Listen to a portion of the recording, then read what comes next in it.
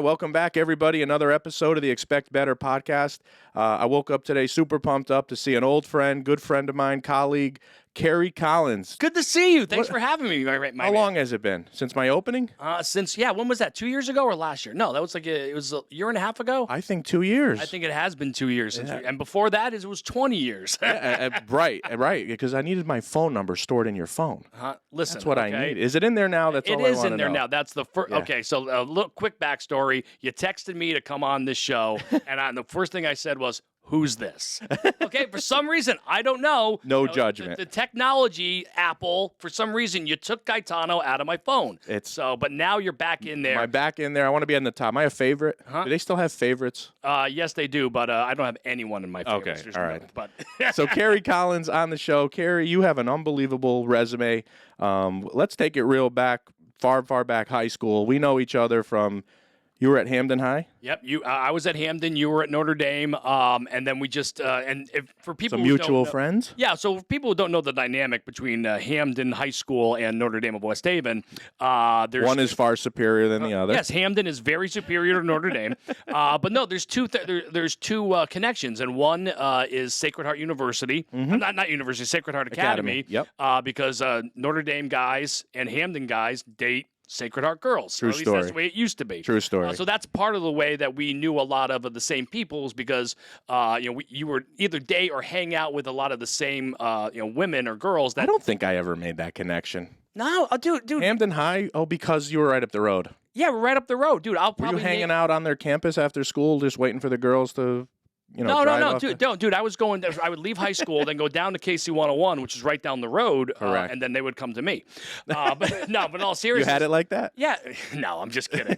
But in all seriousness, like I could probably rattle off like 4 or 5, girls at the time who went to Sacred Heart. You'd be like, oh yeah, I know them. Of course. So there's that connection between Hamden and Notre Dame, and the other one, of course, is the Green Bowl. Right. You know what I mean? Where Hamden and Notre Dame they play each other every Thanksgiving. You want to talk record in the Green Bowl? Yeah, I know. Dude, I know, dude. It's a bazillion wins for Notre Dame to 3 for Hamden. Why do you think so?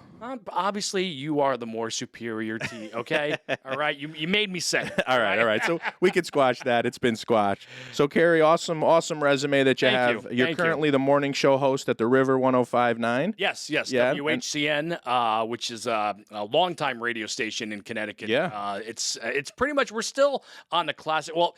The history of WHCN is it's always been a classic rock station. Okay. Now it's, over the last couple of years, it was classic rock leaning, not as hard. And now we've kind of evolved into a classic rock / greatest hit station. Okay. And the greatest hits, the gold, the best hits of all time, that format is huge right now. Okay. So there's another station like CBS in New York, for example. They play just all the biggest hits of the 70s, 80s, you know what I mean? Around the clock. Correct. So you're kind of following that? Yeah, a little bit more.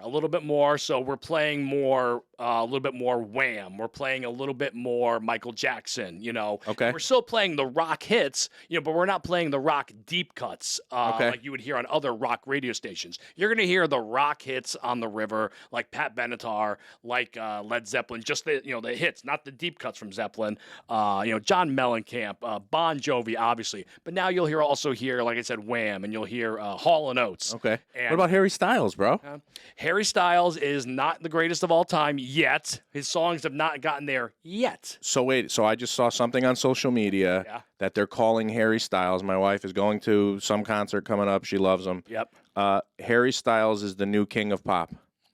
Is that what they say? Yes, and the Michael Jackson people are losing their minds right now. Did you hear this? I did not hear that. Yeah, I just heard it. I think it probably was today. I guess we'll have to wait and see what happens with that. You can't replace Michael.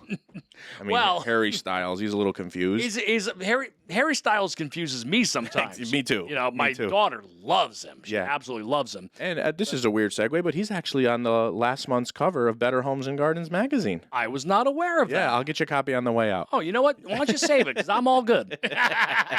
But no, that's very interesting. That's bizarre. Crazy. It's like, wow, they're calling him the new king of pop. The new king of pop, Harry Styles. Yeah, I'm not sure that the Michael Jackson people will ever, or anybody will ever. But is he? But and again, it's all a marketing thing, But on the flip side, it's like, has he been around enough to be called the King of Pop? I just heard about him for like the last 8 months. Right, exactly. Where did he come from? Exactly. It's all One Direction. Was that the group that he was in? It's like he's the Justin Timberlake of One Direction. You know what I mean? Yeah. There's always the one. There's always the one guy who's the best out of the entire who branches group. off to do their own thing. Correct. Oh my gosh. Yeah. So the morning show host at the River 105.9. You do some weekend work at KC101. Yeah. Yep. So and which you remember? The really cool thing was I was in radio super young, super young, and I got my start, my opportunity at KC101. Yeah. When I was 17 years old, 16 years old. I mean, you remember because we were friends. Iron Mike. I remember. Yes, that was my original radio name, Iron Mike. Iron Mike. And where did that come from? You know what? Well, it came from my grandfather. Okay. Because and it was not Iron Mike Tyson that I ripped the name off of. But it's seriously. That's where I was going with it. No, but it wasn't. It's just a coincidence. So the joke was my grandfather was an undefeated boxer in his younger days, 1-0. Okay. Okay. Well, that's okay. But they gave him the Quit name while you're ahead. Yeah, but they gave him the name Iron Mike. So that kind of it's kind of stuck a little bit. But it was always more of like a like an inside joke with the family. And then obviously Mike Tyson comes in, everyone's calling him Iron Mike. And at the time when I started to use that name, I wasn't on the air at first. I was board hopping, running the controls behind the scene. Yeah. And how old were you at that point when you were 16, 17? So you're 16 years old. Is that high school? Yes. Is that so? Were you a freshman, sophomore? I was sophomore. Yeah, sophomore I think at Hamden High. Yep. How do you even get that job boarding? Well, first of all, you don't. Okay.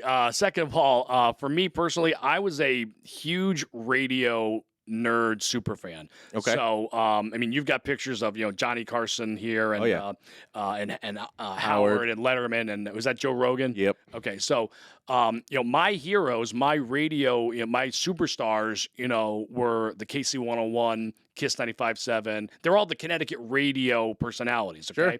So I was the annoying kid who would call them every night. I would try to get on the air every night, and then I would come to all the appearances. Okay. Who are some of these people? You Kelly Nash. Nash, KC101. Yeah. He is probably. I was the biggest Kelly Nash fan, and I become very. I haven't. We still keep in touch. Yeah. But what about Glenn Beck? Were you a Becker? Let me tell you something about you a Glenn Becker. Dude, I love Glenn. Yeah. Okay. I could see you guys hitting it off. Glenn, first of all, is absolutely out of his mind. Yeah. He's he made crazy. He made it big. Hold on. He's crazy. He's nuts, but he's 1,000% right on almost anything he says. And you know what? And you need to be a little nuts to make it big. You know what I mean? When he started his talk show career in New Haven not at KC101. So he would do the morning show at KC101. And then he would go across the hall to WELI, that's KC101's sister station, and he would start off with a 1-hour show. He used to call it The Journey. Okay, so he was just getting started. So a 1-hour talk show that eventually evolved into 2 hours, then to 3 hours, and then he got a job doing the talk show down in Florida. And then it just exploded from there. Yeah. But that's how do you explode in the radio business? Someone the right person hear you? I think it's the right person and the right personality at the right time. And Glenn at that time, he still is, phenomenal. But at that time, he was the right person at the right time. And the thing about Glenn is he is a absolutely fantastic storyteller. You may not agree with everything he says, but he will nail the story. Right. And I tell radio people this all the time. Have you ever heard of like endorsements? Yeah. People, you hear like so-and-so like, I'm Kerry Collins and I'm here to talk about Better Homes and Gardens. And Sure. Glenn's live reads, when you hear him doing an endorsement on the air for his products, Sure. they're the best live reads you'll ever hear in your life. And I tell my radio people, I said, guys, just listen to Glenn, the way Glenn, he forms the story. Yeah. He creates the picture, and sometimes he won't even talk about the product until the last 5 seconds or 10 seconds. But he's got you. But the story that he tells up until that 5 seconds, he's got you. Gotcha. So anyway, working with Glenn was a lot of fun. People used to give him a hard time, even back then. But Glenn always did right by me. Yeah. Let me tell you. Was he one of the guys that you're talking about that you used to kind of call? Oh yeah. Okay. So here are my 3 Glenn Beck stories. Sure. Okay. And Glenn, if you ever watch this, I miss you. Can we please just get together and have for old time's sake, That would be awesome. All right, so number Reunite. 1. So first time I met Glenn was at Stuff-A-Bus, which is the KC101 long-time Thanksgiving fundraiser. Mm-hmm. And I ride my bike there. I'm looking for Kelly Nash because I'm a big Kelly Nash fan. Yeah. And I walk up to I didn't even know who Glenn was. You know what I mean? I walk up. I'm looking for Kelly Nash. I got zits all over my face, and I'm like, I rode my bike. Typical teeny. Yeah, exactly. So Glenn goes, gets on the walkie-talkie. I guess Kelly was back at the radio station, and Glenn goes, Kelly, you got a weird kid here looking for you. Uh-huh. So that was the first time I met Glenn. Okay. Second story was I was interning there, and again, everyone was really great to me because they knew I was like a radio geek, and kind of like I just wanted to be around the radio station, Sure. and that's how I got in. Yeah. I mean, I was never an official intern. I didn't do it for college credit. I didn't do it for high school credit. Or money or anything. Right. I did it because I loved it, and they couldn't get rid of me. Okay.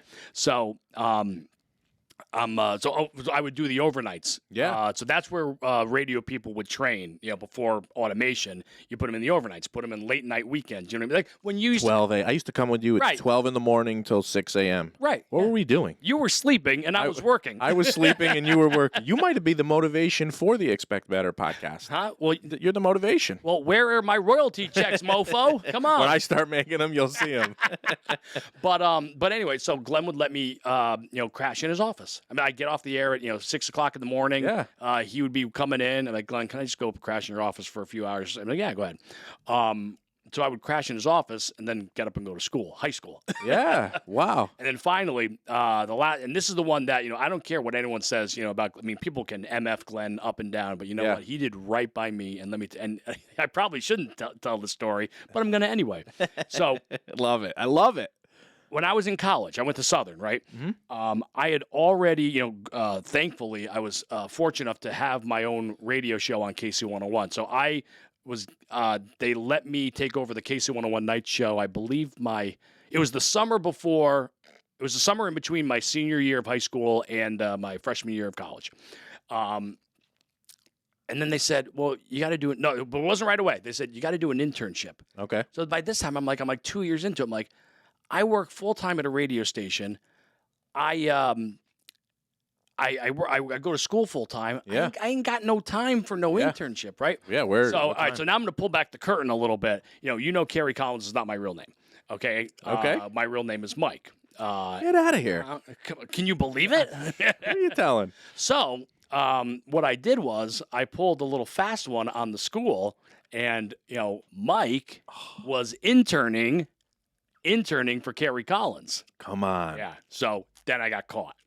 Okay. Then I got caught. Listen, you can tell that Then I story. got That's a caught, cool story. But the cool thing was is I forget how the conversation came up around Glenn, but Glenn goes, Mike, give me the papers. You need someone to vouch for you that you were here. Because he saw I was there all the time.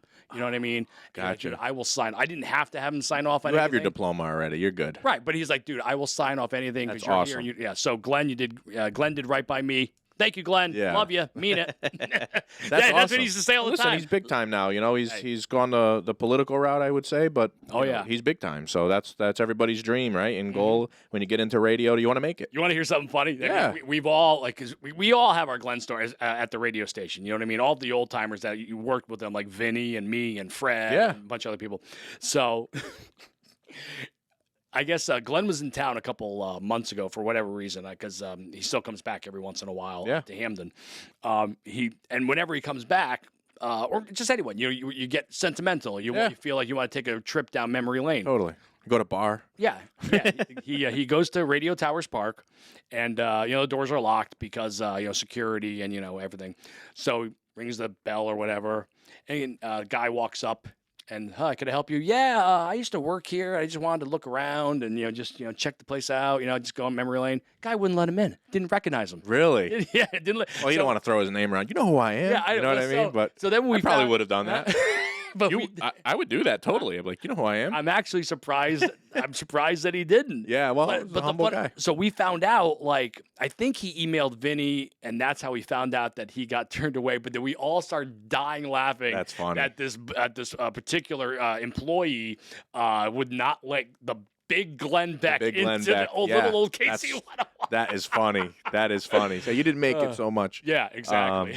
Yeah, so you were idolizing these guys, following them around. I was a radio nerd. Yeah, radio nerd. Yeah, I mean, and you know what the great part, not I say the great part, but it's really fantastic, and is that I work with a lot of these people now. So a lot of the radio people who I looked up to and would listen to on the air, now I work with them, and now they're great people. Yeah, you know, people like Damon Scott from Country 92.5. Yeah, shout out your people. Yeah, he was he was on across the street at the competition and TIC, for 1,000 years. Yeah, but now I work with him every day, and he's fantastic. He's great. Renee Danino. Renee's a Connecticut radio and television legend, and I used to listen to her when I was younger, and now I work with her. She's fantastic. So I worked with Kelly, when he was here. I worked with Michael Mays. Remember that name? Of course I remember Michael Mays. So was he the morning show? He did mornings on KC101. Before that, he was Michael Mays in the morning. Yeah. Before that, he was a big night personality.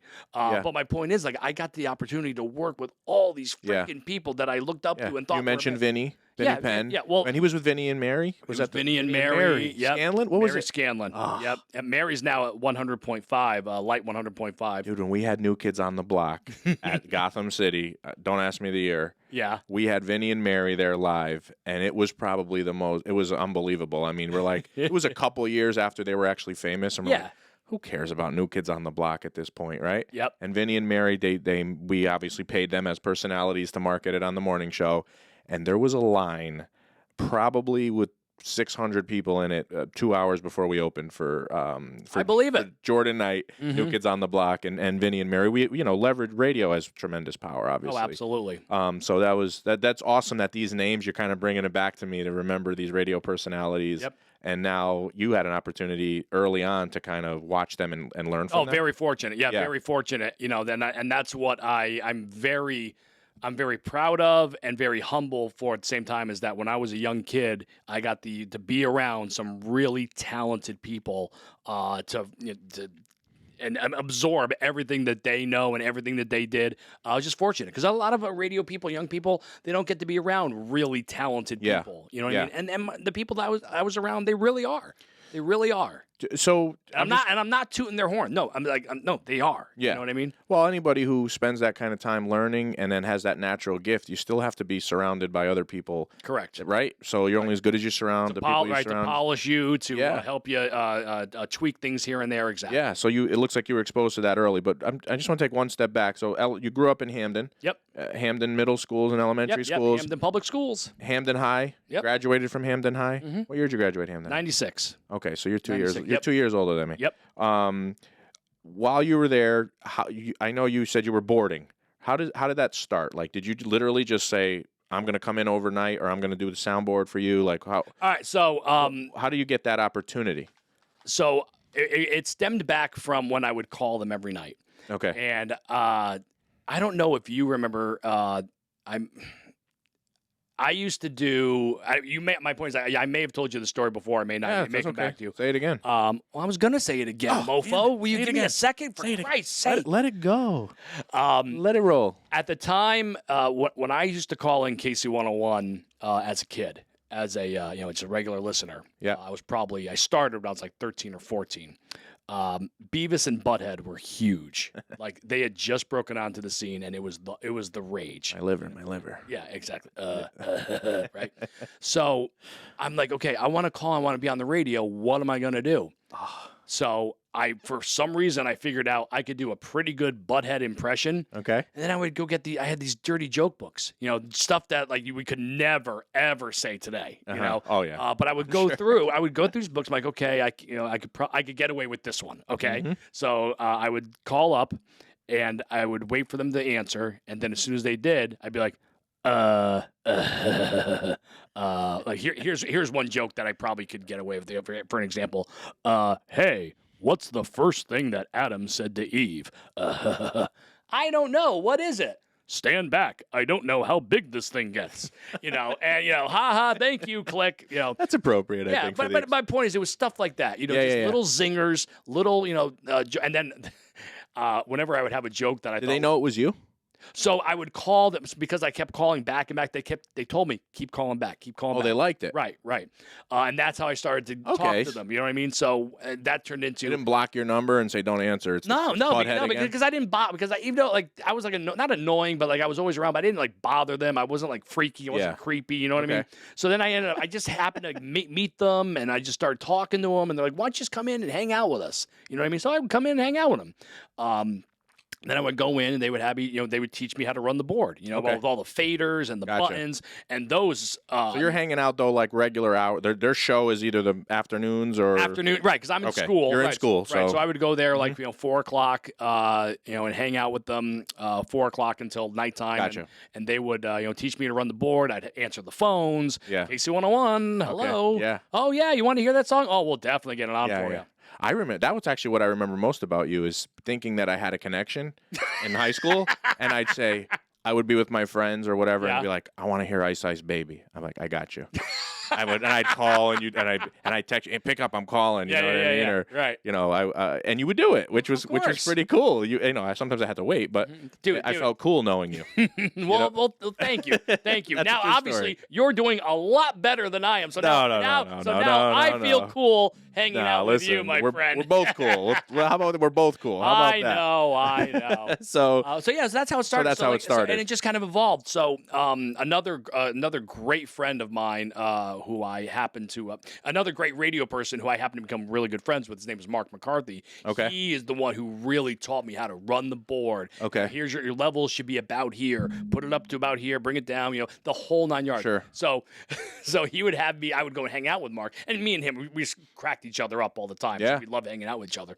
But he would go into the other room. So later on at night, when it was kind of winding down, in the 10 o'clock hour, he had to go do his commercials, So he's like, "Mike, you want to run the board for me?" I'm like, "Hell yeah, I want to run the board for you. Okay. Go do your commercials."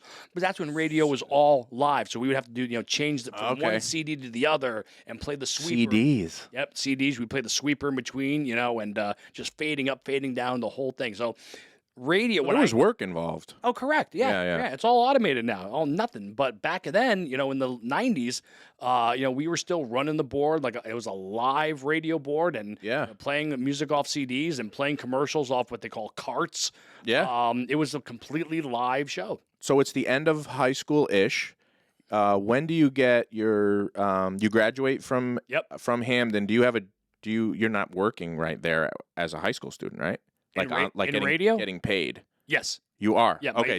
Yes, it was my senior. So I was, now I remember. My sophomore and my junior and senior year, I was part-time at KC101. Paying you hourly or 3 days a week type of thing? Yeah, I was part-time fill-in. I would do weekends, fill in if someone was sick, or whatever. And I would do the overnights. Okay. So, again, the cool thing was, I'd be doing the overnights my senior year of high school, get to school. A lot of my classmates, they're getting up at 5 o'clock in the morning, getting ready for school. "Mike, I heard you on the radio this morning." On the way into school. Yeah. What were your parents? They were cool? Yeah. You had the coolest parents in the world. Yeah, pretty much, yeah. I'm just thinking about it now. My parents are, you got to go to bed. It's 8 o'clock.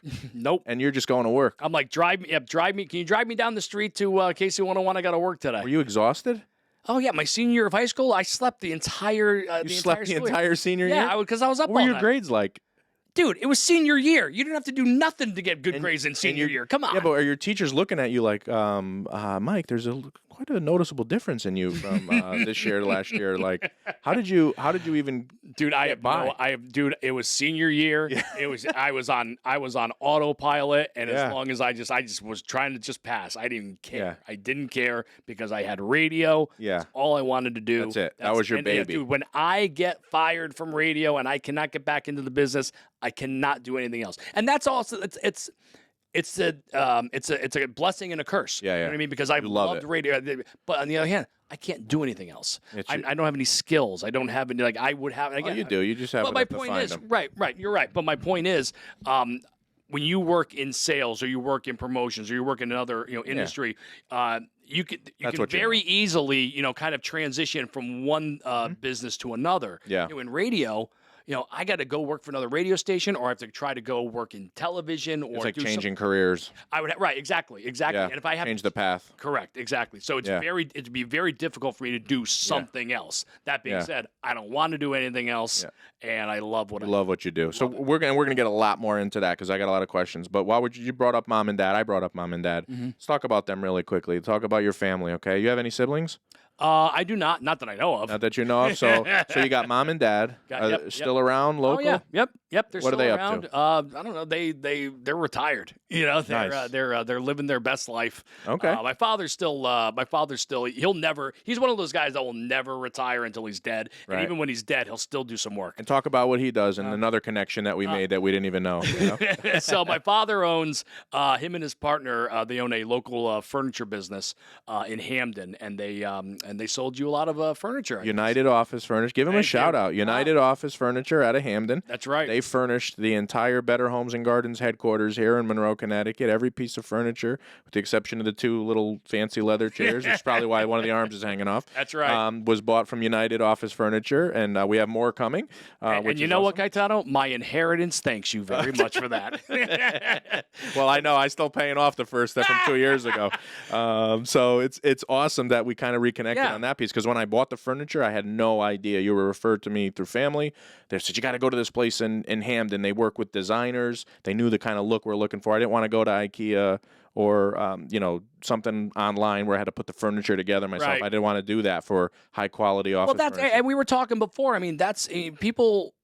They want to get cheap. I don't know. It doesn't make sense. Like when it's furniture, they want to skimp on prices. It's like, you know what? You get what you pay for, especially for the office furniture. Yeah. No, I'm very happy. At the time, as I was writing the checks to pay off United Office Furniture, I was like, man, this is a lot of money. But then I'm like, you know what? I'm never going to have to buy this again. No. And it's actually in better shape now than it was when I bought it. So I'm super happy right. with it. And that's one thing that my father's company really prides himself on. It's not just price, but it's also quality. Yeah, my dad's not going to sell you a piece of crap. No, and the guys that delivered it were really great. I was happy to give them a nice tip, and I'm looking forward to. We're going to be making a big announcement soon about the expansion of Better Homes and Gardens, actually in Newtown, Connecticut. So we're going to need some more office furniture.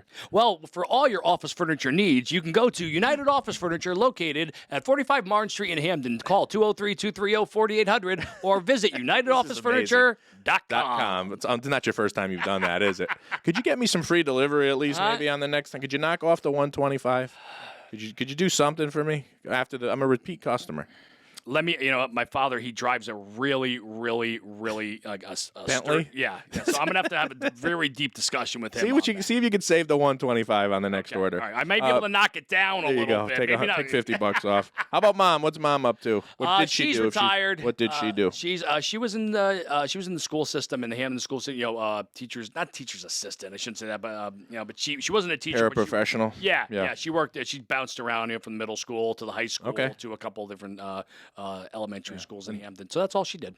And they're enjoying retirement together? Yeah. My dad still he travels for work. He's got his hands in a couple different projects. And of course, he still owns the office furniture business. Awesome. But he's doing fantastic. That's awesome. He's doing fantastic. Good. And my stepmother, Amy, my stepmother, she's enjoying life down in Florida right now with her mom. Okay. And that's all they're doing. Good. That's all they're doing. Hey, that's awesome. Yeah. That's awesome. So, I always like to throw the family in, because you're not who you are today without Correct. mom and dad, right? I mean, think about it. Your love is radio. They allowed you in high school, right? Whether you're a junior or senior, doesn't matter, to literally work all night and go right. Yeah. And sleep through your senior year. Correct. Yeah. You are indebted to them forever. Oh, I know. Believe me, and that is the smallest part of what I owe to them. You I'm sure they've done a lot more. There's so much that I owe my parents. That's awesome. I tell my father all the time, I will never be able to repay you. He's like, I know. Usually they're like, don't worry about it. He's like, I know. Like, oh yeah. Well, listen, I hope they listen and enjoy the shout out and the love, because we're certainly nowhere. My parents are fantastic. Yeah, that's awesome. So, I kind of go through like a timeline when I do this stuff. So let's say your senior year, now you're graduating. You have a little bit of part-time experience at KC101 Clear Channel. By the way, I don't know if you remember, I worked at Clear Channel Radio I did, because for a I very did. short period of You time. told me that, but it was after I had Were left. you gone? Yes, I had left Okay. KC101. I was in Providence. Okay.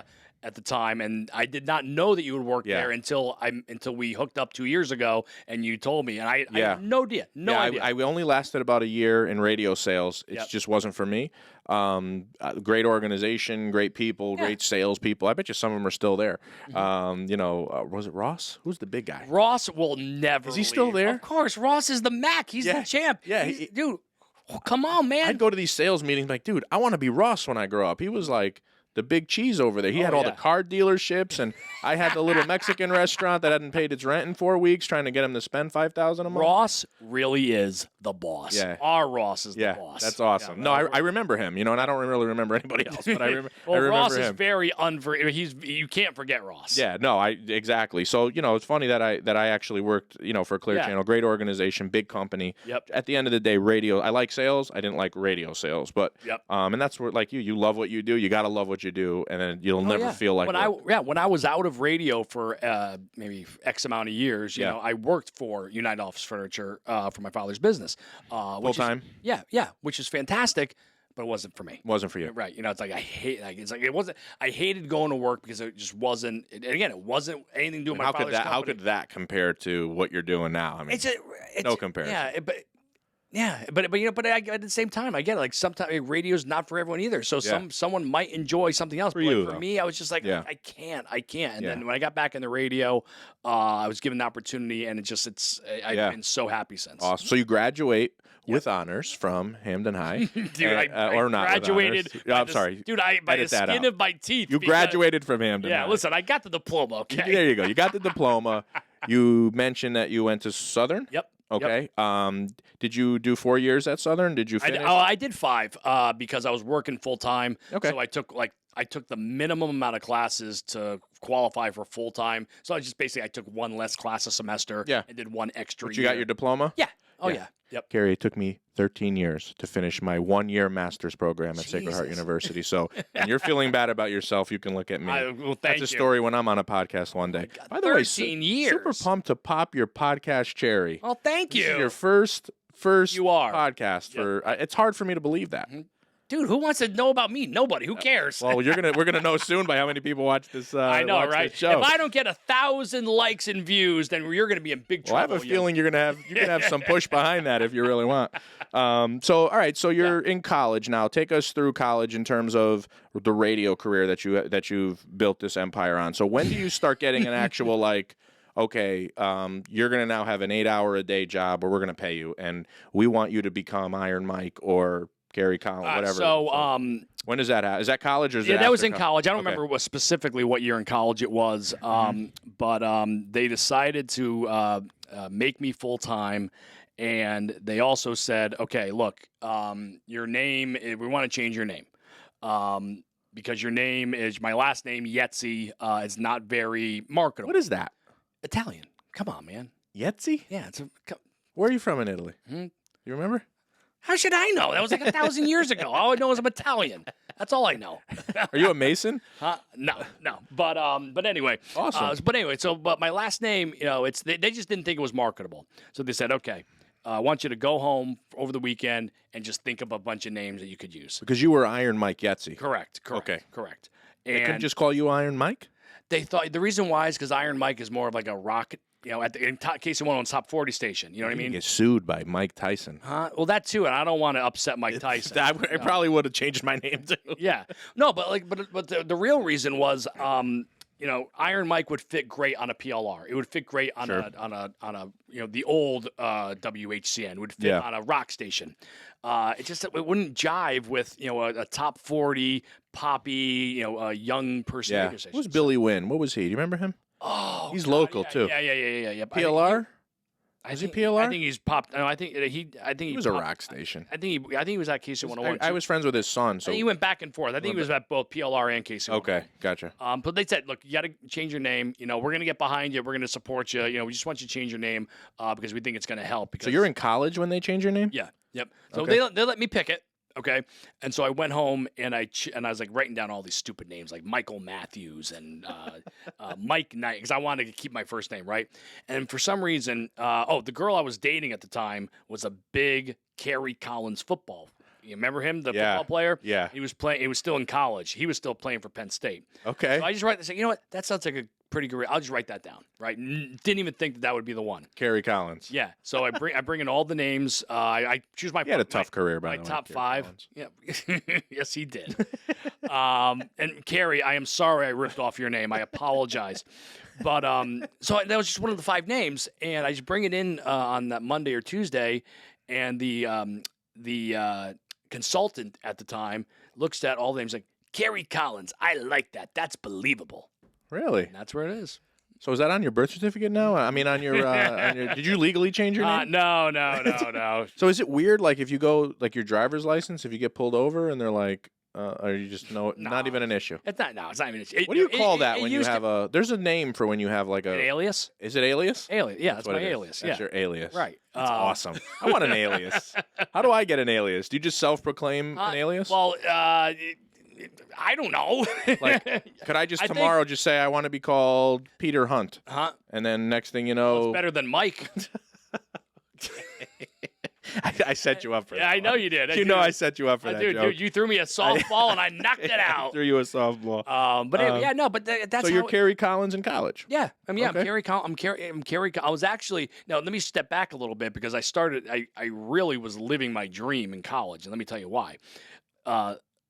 I was inspired to get into radio by the movie Pump Up the Volume. Okay. Remember that movie with Christian Slater? Yes. Nerdy, geeky, high school kid during the day. Mm-hmm. Super cool, awesome radio, pirate DJ at night. Oh, yeah. So there I am in college. Superman. Yeah, there I am in college, geeky, little nerdy. I mean, I was. Were you geeky? A little bit. A little bit. And, I was just very unsure, very insecure, just like, just not very, just awkward. You know what I mean? I mean, I know. Who wasn't? Well, a lot of us were. Right. But that was during my college day. And then at night, just like the movie, I'd be doing, the night show. And I was like on top of the world. And you're the man. Yeah. Is there like an element of, I don't want to use beer muscles but like when you're behind a radio. Oh, yeah. Are you like Goliath? Huh? You can definitely, that definitely is some people definitely feel that way, Really? And Do you feel that way? Not anymore. I mean, obviously when I'm younger. When you started off. Yeah, I'm like, I'm the radio guy. Walk up to a nightclub and be like, do you know who I am? Yeah, right. You know what I mean? I mean, I would be if I was in college and I'm on the radio. Yep. Oh, right? No, you definitely get. I felt like that the 2 times I went in with you and touched the mixer board. I was like, dude, I was on KC101. Definitely, you can definitely feel overwhelmed and like, wow, this is a big freaking deal. Yeah. It's a big deal. But again, that was like, but now it's kind of like second nature to me. You know what I mean? Where were we going? What were we talking about? Where we're going with this is when you became Kerry Collins, what year, and just kind of how that felt as you, got on the waves. Right. So, and now all of a sudden, like, how do you transition from, all of a sudden Iron Mike is Kerry Collins? Oh, did it just happen? Yeah. Well, on the air, it was just like, one day, flip the switch. Okay. Off the air. Oh, that's another Glenn story. Okay, go with it. Another Glenn Beck story. So when I changed my name, first of all, everyone at the radio station was against it. Okay, except for management. Okay. Because they're just like, Mike. We know Mike. Come on, why are you making him change his name? Iron Mike. Stupid, right? So when the memo went out. That they make the announcement. Oh, we're bringing on Mike for nights, and we're going to call him Kerry Collins, Glenn, and I think it was Vinny because Vinny started with Glenn Beck. Yeah, they're on the air just trashing management. Like, what are you doing? This kid's what's wrong with his name? He's a local kid. Everyone knows his family. Blah blah blah, all that stuff. And but Glenn coming to bat for me. And you know what? It's like that's why I never say a bad word about Glenn because he came to bat for me several times. But he's like trashing management on the air. Yeah, I'm sure. And so the general manager at the time walks in, she's like, knock it off. Like really pissed off. Really? So him and Glenn and Vinny were like, wow. Okay. Do you think the ultimate name change was positive now that you fast forward in your career? Yeah. Why do you think that was a positive? Number one, for privacy. First of all, no, actually they were right. They were right about the marketing thing. Because my last name, the way you spell it and the way it sounds are two different. They're totally, different. Yeah. You know what I mean? So they were thinking, it's not marketable. Yeah. And like I get it. Yeah, for lack of better term, it's too ethnic. Okay. Yeah. It wasn't wasn't generic enough. Too guinea. Correct. Forget about it. So yes, I was more positive than negative. It's given me privacy. It's also given my family privacy. And it's one of those things where it's like it's given my family privacy, but when people that they know find out, it makes them feel, oh my God, that's your cousin, blah blah blah. You know what I mean? Yeah. And then for my grandparents, that was the kicker. So way back when I was still using Iron Mike Yetzi, websites were brand new. Yeah. Okay? And so they put my name up on the KC101 website. These young girls, radio station fans, what I mean? The ones who would call and request the songs. Yeah. They would look up my name in the phone book, and they called my grandparents because my grandparents were in the phone book. So your grandparents were getting pranked because of you? No, they were getting song requests. Oh, song requests. Yeah.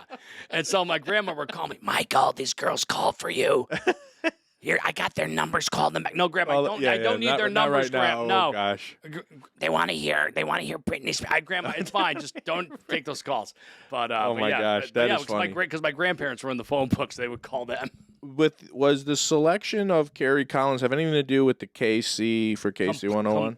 Completely coincidental. Okay, yeah, absolutely, completely. The final. I know how you told me how you grabbed it as an option, but was the final like, okay, we're gonna go with that? No, there was no like, oh, KC and Kerry Collins. Not that I know of. Okay, if that was part of the decision by management and the consultant at the time, they might have been like, oh, it's kind of cool. It was completely coincidental. Maybe to secretly try to keep you there forever. Yeah, I know, which is working. Right. Yeah, I still do a part-time. I do one shift on KC101. That's Sunday afternoons from noon to 4. That's just for fun. Yeah, just for fun. Yeah, just for awesome. Just keeping my feet in the old keeping my feet where I started. You know what I mean? Yeah. So you're now when do you get your first like job? Like, okay, you're gonna have your show, the Kerry Collins. So I think so. Yeah, it was the summer between senior year of high school and freshman year of college. Okay. And what was that? Was that a day shift, night shift? Night shift. Like a 12 to 6? Or no. Okay. That was like That's 7. The overnight. Yeah, 7 to midnight. 7 to midnight. 7 to midnight. What do you remember most about that type of shift? I mean, the radio station, be the 10th caller, and I remember sitting there and it's busy and it's busy and it's busy. Yep, Is that yep. like, what do you remember most about that kind of shift? Was there a specific, like, love songs at night, right? 99.9, they have their thing. So so my show, we did the countdown, like the top 9 at 9, the interactive 9 at 9. There you go. Yeah, that's what I'm talking about. I also did a feature called the Hot Topic.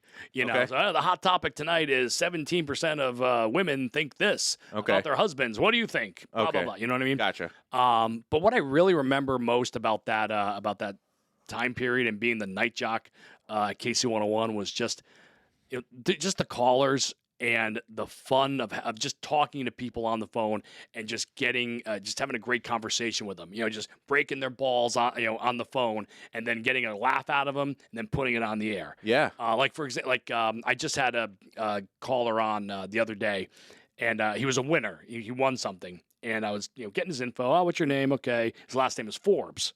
I go, Forbes. Oh, just like Forbes magazine. He goes, yeah. I said, yeah, but you got less money. He goes, that's exactly right. You know what I mean? It's like little things like that, little zingers that I could get. I like the zingers, people. Right? And just get people get a little chuckle.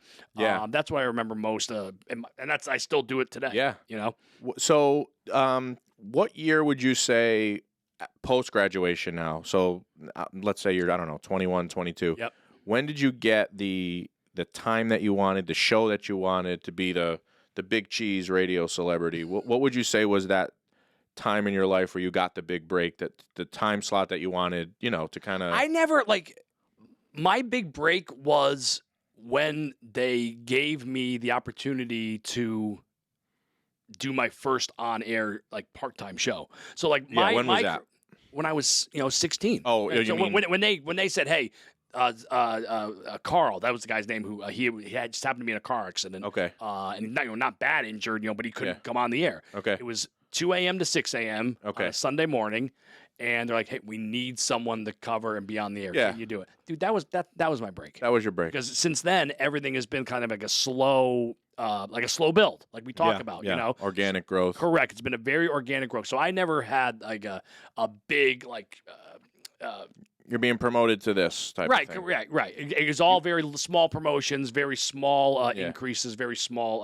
But you've climbed the ladder. I mean, you're not on the mixer board, or you're not like. I like to think I have a pretty good career. Yeah, totally. I mean, you have a morning show. You still stay affiliated with an old station where you started, which I think is very commendable. I know I've personally used you when I do radio spots, and not too many real estate brokerages do radio because radio is expensive, but it's also hard to measure the return on radio. But I've always known from being in the nightclub business, the restaurant business, radio is among the best general marketing that you can do for a business. And it's also you're right as far as like measuring the results. Yeah. But what I tell people is it's a slow organic build. Yeah, but it's an expensive build. So you're not going to see real estate agents who are starting their career say, "Let me go spend $2,000 a month on radio," because then they're going to say, "No, I ran a radio ad and nobody called me." I'm like, yeah, no one's probably going to call you, but what they don't understand is the amount of people that it's actually hitting. And if you build your brand over time and then you start to go on radio, I mean, when I ran the ad, the last one I ran with KC101, everywhere I went, we just heard you on the radio. I would get random texts. Hey, was that you on the radio? Hey, you're marketing on the radio? So Right. On one hand, but how many of those did you turn into sales? Yeah, I have no idea. Right, but on the other hand, you're getting your name out there, and everyone's hearing it. So if one of those people, down the road, maybe I'm going to call Gaetano because I heard his name. Exactly. Yeah. So that big break was awesome that it happened for you there. And where I was going with this was I actually hire you and this might be something you can talk a little bit about because I want to get into the entry into your type of business. Because one of the things I like to do is try to impact young kids. And if someone was interested in getting into the radio business, what advice would you have for them? People are really hung up on college, as they should be. Education's important, but I would like to hear maybe other options or good advice that you could give to a young man or woman who says, "I want to get into radio." Right. So I definitely want to pick your brain on that. Right. That's a question I've gotten. Years. I get that question. I've gotten that question 1,000 times, and honestly, it's the same thing. If you want to get into radio, you got to be it's the same thing that all these guys on your wall have probably said. You just got to want it. Yeah, that's it. I mean, it's very tough in 2022 to break into radio broadcasting because with all the automation and all the voice tracking, there has not, and it's unfortunate and it sucks that there's not a lot of places that you can train to, like I did. Are people outsourcing everything? Like people in China or India doing? Well, I don't know about that, but we do. I don't want to get into all the. But anyway, there really isn't a lot of room for people to grow and to develop in radio right now. And it's not just with my company; it's with all companies. There's no part-timers. Does the Connecticut School of Broadcasting still exist? It still exists. So what's the purpose of that? Like, where do they place people? Well, they help place people in radio and television, and they train them. But again, it's. You can get all the training that you want. You can go to school, but again, it's show business, and if you don't have it, you don't have it. But you can work for it. I mean, if you work really hard and you don't let anything stand in your way, you're gonna get there. Yeah. But it's a lot more difficult now because there's not as many places for someone to train and get the on-the-job training in radio. So picking a school, put that aside since it seems to be difficult, but what type of skill set should somebody have who's interested in a career in radio or broadcasting? Well, they need to be outgoing. They need to have, I shouldn't say need to, they should be, very outgoing and be able to talk. In radio, that's all you do is you talk. You know what I mean? You need a deep voice. Not necessarally. Yeah. Believe it or not. People say, "Oh, I have a radio," or not me, but somebody has a radio voice. Like, would you believe it? Like I did a one of those polls on Twitter. You put up a poll. You know what I mean? Yeah. And I said because I was just wondering, because I hear a lot of great content on the radio, but I hear a lot of voices that make me cringe. Okay. Yeah. But then I hear a lot of great voices on the radio. And they don't say anything. They don't have the content. Right. So I'm like, what's better? Well, that's guys like you make it, right? Because you can talk. You have a voice that, your voice to me is very distinctive, right? Thank you. And you have content. You're funny. Well, that's why, and again, that's, and people have said, believe it or not, that they want the content over the voice, which blew my mind. So I guess where I'm going with this is you don't necessarily need to have the old school radio, good, deep pipe voices anymore. You just have to have the content. Yeah. But you also have the personality. Listen, you got to be likable. When someone turns on the radio, they want to hear a friend. They want to hear someone that's friendly. They want to have someone who's inviting. They're tuning on a radio station for a specific reason, whether it's music, right? So when they tune into KC101 or they tune into the River, they're tuning in for the music, and then they want to hear their on-air personalities, make their radio experience better. Okay. Yeah. So that's really all you need to do is just be friendly and be passionate, and just don't turn people off. Yeah. You know what I mean, if you're going to go into radio, if you think you're going to be a big radio star, you're not going in it for the right reasons. If you think you're going to go in, what's the reason to become a radio personality? Because you love radio. And I can't even, that's all I can tell you. Because I can't describe it. Radio people get it. If you love radio, then you'll do good. So there's no radio right now. So for 2022, what does that mean? If you love streaming? I would just say for a lack of better term, social media host. Okay. Yeah, gotcha. Social. That's probably the right one. Right. But again, with a social media host in radio, you're just audio. Okay, so there's no visual. Correct. There's no visual. So that's the best way I can describe it. Is if you can be a host. Yeah. It's interesting. Yeah. When I did this room and I built out this podcast room, Dave Hudzik from Livewire Sound and Image said to me, we could do this for a quarter of the price with just audio. Mm-hmm. And I was like, oh yeah. I want video. I want people to see. You know what I mean? Because I want to be able to just have everything. Right. Right. And so you're right. You're kind of taking that element out. And that's what I see. It's like right. A lot of people, or I shouldn't say a lot of people. When you take the visual out, you have to communicate to people in a different way. The content really's got to be on point. Right. Because when I do content on social media, it doesn't translate to the radio, and vice versa. Right. I got interesting. Okay. Right. Because I'm building a picture in your mind. Like when I'm talking on the air, I'm trying to build create a picture in your mind through my words and through the things I say. I hear a lot of on-air people today, and they're spitting out facts, and they're spitting out 25% of people do this, but there's no theater of their mind. There's not as much theater of the mind as there used to be.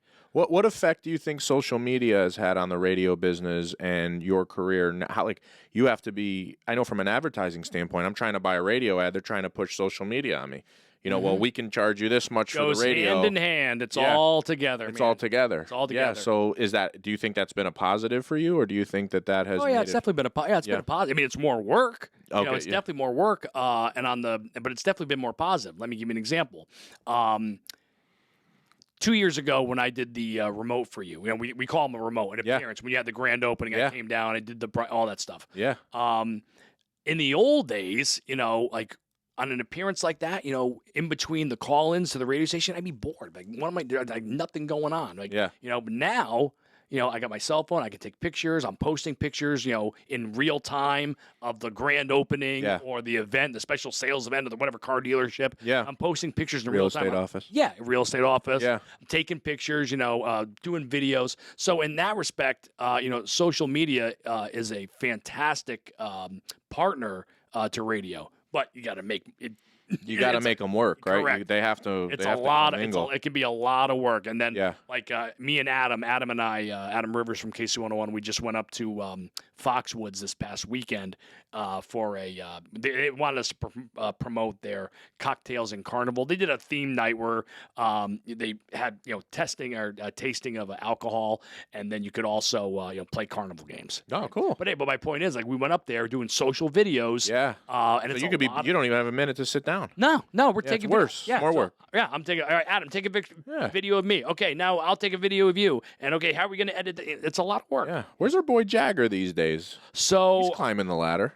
So my friend, our good friend Jagger, he is now in not Cincinnati, Kansas City. Okay. He's now in Kansas City. Has his own thing going or show? Yep. He's program director of two radio stations out there. One's a top 40 station, one's a rock station, and he's doing fantastic. Is program director kind of like a you made it? Like if they're is that like what does that mean? Program director is you're in charge of the program on the radio station. So great job explaining that to me. well, it means the buck stops with you. That's all. So you're choosing what is the content? Are you choosing the commercials or how does that? No, work? you're in, the program director is in charge of the product, not the commercials. Okay. Just the music and the sweepers that go in between that go whoosh, KC101. Oh, okay. Stuff like that, and then Gotcha. and then the promotions, and then just bringing it all together and mix. And they're basically like the cook that keeps the kitchen running. Yeah, because you have fancy titles, and when I was creeping on you, you spent some time with iHeartRadio as production director. Yep, which is another fancy title at iHeartRadio. That's basically means I just make commercials. Okay, I'm a commercial maker, commercial guy. Well, that's what I was going to say before when I got sidetracked. Like I've hired you because I like your voice, how it presents. You've done every commercial that I've ever done. I mean, you know that. Yep. So that's how you know you made it when you're like, hey, I want that guy. I want his voice on top of having your show. Well, that's very, very kind. Thank you. Yeah. No, I mean it's the truth, right? So I mean I'm not letting anybody else do my voiceovers. You do them.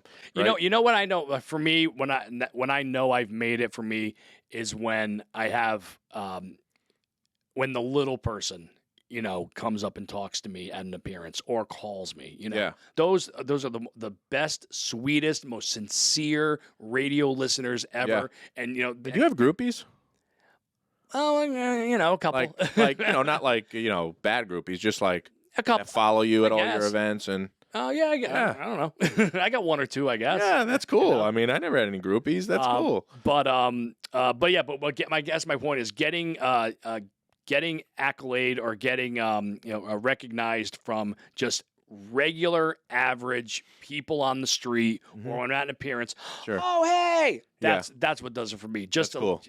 Yeah, that's what really makes me cool. feel like I've made it is when someone recognizes me when I introduce myself. And they're like, "Oh my God, wow!" Yeah, kind of going back to I want to affect young kids, like college kids. College kids now are graduating, have no idea what they're going to do with their life, right? So if one person watches this show and says, "You know what? I think I might want to get in. Can I reach out to Kerry Collins and ask him some questions?" I'm going to say, "Yeah, absolutely." But what do you say to somebody who says, "Hey, what kind of money can I make in this?" Then you're in it for the wrong reasons. Yeah. You know what I mean? Because you're not going to make money. If you want to get into radio broadcasting, or I should say, audio broadcasting, broadcasting, streaming, so if all you're thinking about is the money, then don't even waste our freaking time. Yeah, you're doing this. You become a radio because you love radio. Right. I love the business. Right. You know what I mean? So the money that comes is there, and you can supplement it with shows. And you'll get there, right? Yeah. And the money will come. But if you're getting into it because you want to be a celebrity, or if you want to get into radio or broadcasting because you think you're going to make a lot of money,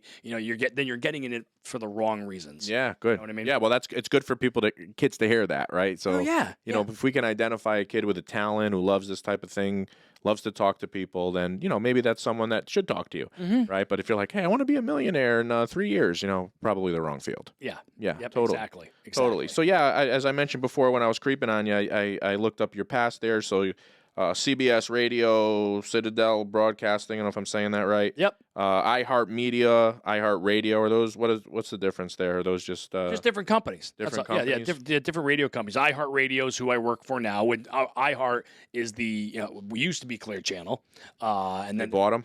No. They changed their name. Okay. Changed the name. Okay. Changed the name. Changed the brand. Okay. Did a whole. Has that been positive? I think so. Yeah. I think so. I mean, I'm sure there's always going to be haters. Yeah, right. How big of a company is iHeart? Really? No, like I know it's huge, but believe me, I know the answer to that. But how big is it? Is it like national, global? Definitely national. Trying to make it global. Okay. I'm sure the big dogs at iHeart will say it's definitely global, but I don't know yet. Yeah. No, I mean I know it's a huge company. Oh, definitely. They just launched iHeartland yesterday. Okay. And it's. I can't believe it. It cracks me up. iHeartland. Like Disneyland? It's for Fortnite and Roblox. Oh, okay. So they're just it's now. My son is addicted to Fortnite. Well, now he can go to iHeartland in Fortnite and watch a concert. in Really? Fortnite iHeartland. I don't even know how it works. They're Some explaining. virtual. Yeah, They're going to get another $29 a month for me to listen to you on the air. probably right, but you got to watch it, in iHeartland though. You got to go. I don't know how. It works. I'll Google that later. Yeah, I'll totally Google that. and then later. let me know how it works. Exactly. That sounds cool. Let's talk some celebrities, man. Like what? Yeah. This is, as you mentioned, you're not doing what you do for the money. Mm-hmm. Let's talk about some cool opportunities that this career has afforded you. Oh, Who have you met? What cool people? Like name drop, man. Like I want to. do you want me to start big and then go down, or go down and go up? Start down and go up. Okay. We like to Stephen climax. Jenkins, Third Eye Blind. The lead singer from Third Eye Blind. Cool. Michelle Branch. Remember Michelle Branch? Because you're everywhere. Okay. There you go. I'm going to have to sing everyone if I don't know. That's cool. Where did you meet these people? They call you? Yeah, Or they the radio station. Okay. You know what I mean? And then, so move up to a little mid-level. Then we got, NSYNC. I met all of NSYNC. Okay. Met Backstreet Boys. 98 Degrees. Jeff Timmons. Huh? Jeff, Jeff. I had Jeff Timmons. Did you? Yeah. What do you At mean? one of the nightclubs. You had it. I thought you meant 98. We promoted that all of NSYNC was coming. Yep. And just Jeff Timmons. That's came 98 up. Degrees. Yeah. Not NSYNC. Sorry, 98 Degrees. Yeah. That shows you how much I care or watch Yeah. that stuff. But we told them that 98 Degrees was coming to the nightclub. We put it on the just flyer, and Jeff came in and just walked through and said hello, and there was like 2,000 angry people. But it was a great promotion. Yeah, shit happens. Exactly. but that was a cool thing, because I talked to this was again way back in the day, but I remember I interviewed 98 Degrees. And then a couple months later, I did another interview with Jeff, and I heard him on the phone. But it was before they passed him the phone. It was, here, Jeff, here's Kerry Collins. Oh, Kerry, I remember him. So that was pretty cool. That Jeff at the time had remembered. Was he the one who kind of made it out of 98 Degrees? No, that was Nick Lachey. Well, Nick Lachey was the one who married Jessica Simpson. Oh, okay.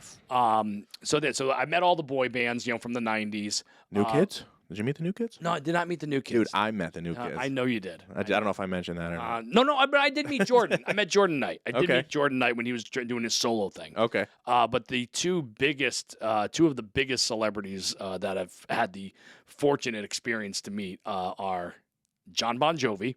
Wow. And I'll tell you the John Bon Jovi story in a second. Yeah. And the Hulkster, Hulk Hogan. Really? Brother. Oh my God, I was a huge fan. Starstruck. Really? I don't get starstruck by celebrities. Start with the Hulk. Where'd you meet Those two, I was Yeah. The Hulk's bigger than life, and obviously so is Bon Jovi. Where'd you meet the Hulk? Hulkster, Hulk Hogan was he was promoting his daughter's music. Okay. And there was a national radio syndicated show called Open House Party up in Massachusetts. Okay. And I just happened to get an invite to go up there, and it was the night that Hulk Hogan was bringing his daughter, and I got to meet him, and I was just, I'm still getting tongue-tied just thinking about it. You know what I mean? Because it's Hulk Hogan. And so what did you say to him? Anything? I know you didn't not say something. No, well, because I tried to connect with Hulk Hogan on a personal level, because he was in Tampa, Florida, the same time my father was in Tampa going to college. Okay. So I was like, oh, Hulk! I told my dad I was Hulk, coming. you know my here. dad? I pretty much, I almost did, but because I tried to get there, I was trying to say, my dad said he was down in Tampa. He went to Chicks. I think the name of the gym was Chicks Gym or something. Okay. And my dad knew Paul Orndorff, when they went to college together. So I tried to name drop that way. Yeah, and yeah. Hulkster's like, oh yeah, I remember that place. Oh, that's good. So they didn't know each other, but Yeah. they Said, were Hulk, do you need any office furniture? You should have dropped that line. I know. But so they were in Tampa at the same time. So that's why I tried to talk to Hulkster about that. But it was great. He's just phenomenal. And what about John Bon Jovi? So we brought Bon Jovi into KC101 to perform, and it was a very, very cool promotion that my good friend Danny Ocean, who was the program director of the time, put together. We went on the air with a promotion that said we're going to bring a very small amount of exclusive listeners to an exclusive Bon Jovi concert. Secret location. No, the only way you can get there is listening to KC101. Wow. We didn't tell anyone that the secret location was KC101. Okay. And when you if you walk into Radio Towers Park, you walk into the lobby, you can see right through the glass into the studios. To the studio, yeah. So what we did was, and of course the band was late getting there, like all bands are. Yeah. So we had all the winners in and we had them on one side of the building. How many people? I mean, it's not that big. 40 or 50. Oh, okay. Yeah, I know? was gonna say it's not like 2,000. No, 40 or 50. Yeah. So we had them all on one side of the building. We're like, okay, just you got to hang out. I know, and it's forever, but just hang out, hold it, blah blah blah. Yeah. And we told them we're going to get on a bus or something to go to a secret location. We walk them out to the lobby, drop the curtain, and there's John Bon Jovi, Tico, Richie Sambora, and the other guy in the KC101 studio, and they play acoustic in the studio, and on the other side of the glass is all the fans. Wow. Okay, so they're like, there's just a piece of glass separating them, right? And so that's when I met John Bon Jovi, because I got, they had the whole experience.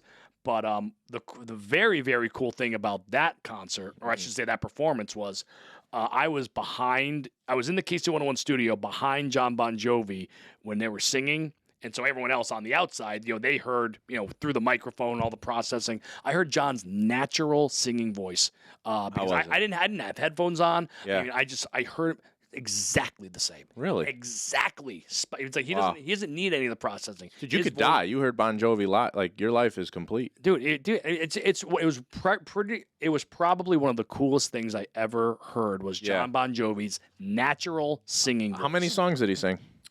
He was promoting a good amount. It wasn't just 2 or 3. I think it was like maybe 5 or 6 maybe. Okay, yeah. But they were promoting, they had done this it's an awesome promotion, by the way. An acoustic album. Thank you. Yeah. They had done an acoustic album they just reworked all their 80s hair band songs into like a acoustic. So you would hear You Gave Love a Bad Name or Living on a Prayer. Yeah. It was all stripped down and acoustic and slower. Cool. So yeah, it was cool. That's it was really cool. Yeah. Yeah. Awesome. And that album is called This Left Feels Right, and it's still available on iTunes or at the iHeartRadio app. Oh my gosh. That is awesome, man. You were made for this. You were born for this. I'm sure it's not the first time you heard that. I'll give a quick plug too. I have September 12th here on the Expect Better podcast, Mullet. And I don't know if you've ever heard of Mullet, but if you haven't, they are an 80s rock cover band. Yes, I knew that was familiar. Absolutely unbelievable. What songs do they sing? So everything. Everything. Oh, fantastic. Dan Halen and Jeff Leppard will be here. Oh, really? Yep. Wow. So we're going to be helping them market an upcoming show they have at the Fairfield Community Theater, I believe. So I should put you in touch with them. That would be awesome. I'd love to talk to them. Yeah, they're going to be here. I think that's September 12th. So Dan Halen and Jeff Leppard. Yeah, they unfortunately a former really good friend of ours, former mortgage lender, was their lead singer, recently passed away. Oh my God. Actually, almost a year ago to the day today. Almost. It was a few days ago, actually. And his name was Ron Jovi. So they all had like these play names. Yeah. Remind me to send you some stuff on them. Absolutely. They are the most incredible 80s rock cover band, full attire. They sound unbelievable. So if you're not doing anything, definitely come down. Yeah, absolutely. Let's talk about your fiance. Oh, jeez. Oh, yeah, man. Come on. Give her some love. You're engaged? We're engaged. Recently? Getting married. So we've been together for a long time. And it was one of those things where I should have asked her a long time ago, just never did. But we're finally there. We're getting married awesome. In November this year. Set a date? Yep, got the date. It's in November, right before Thanksgiving, and we're gonna get hitched up at Foxwoods Resort Casino. Oh, that's awesome! Congratulations. Thank you.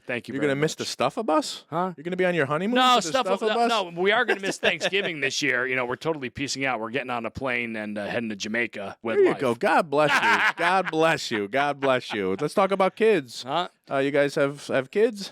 Yeah, she has a son from her first marriage. I have a daughter from a previous relationship. Sure. And they get along great. Great. And how old are they? My daughter is 18. Her son is going to be 13 this year. Wow, awesome. My daughter, she is a she's a super fan of the band 21 Pilots. Okay. She has a fan page for 21 Pilots that has 20-something thousand followers. I'm like, babe, how do you get all these followers? I'm on the radio. I only got like 1,500. You've got 20,000. Wow. Yeah, it's the power of social media, right? I mean, it's I know. Bigger than life. Yep. But so she met, I was able to give her the opportunity, me and her stepdad, I think it was like 2 years ago. So her stepdad got her the tickets to bring her to 21 Pilots, but I was able to work a deal to get her backstage. So Awesome. we didn't tell her. You got right? connections. We didn't tell her. So like, Jay, her stepfather, he's bringing her back. He's bringing her to the concert, and all of a sudden he surprises her with bringing her backstage. She loses her freaking mind. Awesome. Loses her mind. Your dad of the year. Well, and her stepdad. Yeah. Me and her dad stepdad. and stepdad of the year. That's awesome. But this past weekend, no, I'm sorry, was it last night or 2 nights ago? She's also a fan of one of 21 Pilots' wives. I think her name is Jenna. Okay. And so anyway, she got to meet Jenna the other day at Madison Square Garden. So she was loving that. So that was very. That's cool. incredible. That's incredible. Yeah. Hey, what was a time in your career or life that was like a rock bottom or a low? Something that was a great learning experience for you that maybe people don't know about, your fans, your groupies. Was there anything that was really a tough time for you that you had to, really struggle to kind of get through? And what did you kind of learn from that experience? Or it could be a multitude of experiences, or generally speaking, anything that really helped shape the person you are now that your fans and followers who are going to hopefully watch this may not know about you. Alcoholism. When I got let go from radio back in 2009, when the economy went down, and I wasn't let go for nothing my fault. It was but I lost what I loved, and I just started boozing.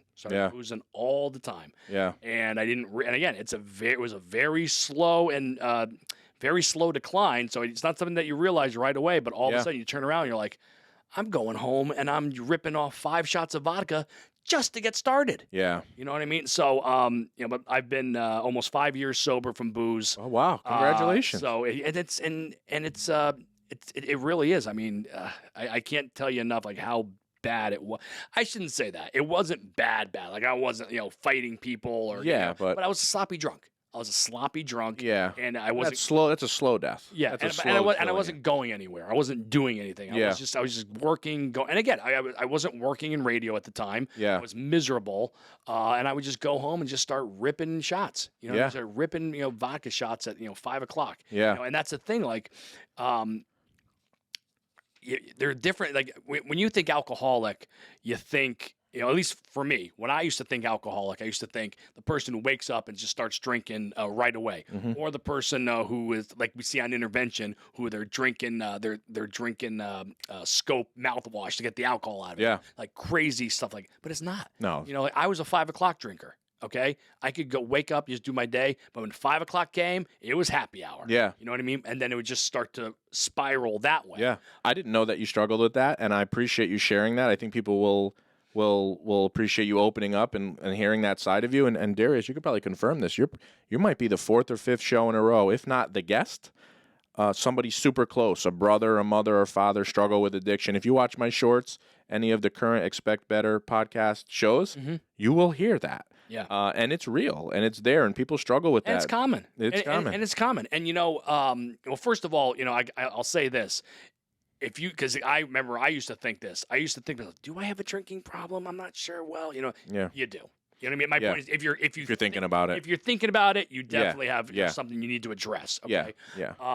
But when you learn in AA going through the program, everyone's sobriety is different. Appreciate you open up, and I don't think your fans and groupies knew that, and they're going to hear a softer side, and I think that's awesome. I think that right, Darius, am I right? I think that's probably 4 or 5 guests in a row with when I ask them about their story or something. That's literally the first thing that comes out. So appreciate you sharing that. Of course. And obviously I know how busy you are. Appreciate you taking the time to jump on the show today, and thank you so much. And, of course, you dude, come on, man. Dude. What a throwback this was for me. I was pumped up. Hopefully you can hear it in my voice, and hopefully you'll come on again soon. Maybe if you want to come when we do Mullet. You want to meet Mullet, man? Put it in your calendar. I would love to. They'll be here. Love to. Put it in September 12th, 7 p.m. That's my dad's birthday. Happy birthday, Dad. There you Here's go. Here's Mullet for you. There you go. So thanks for tuning in, everybody. Kerry Collins here, our awesome guest today, morning show host, The River 105.9, a great friend. Tune in next time. The Expect Better podcast. Like, follow, subscribe. We'll see you next time.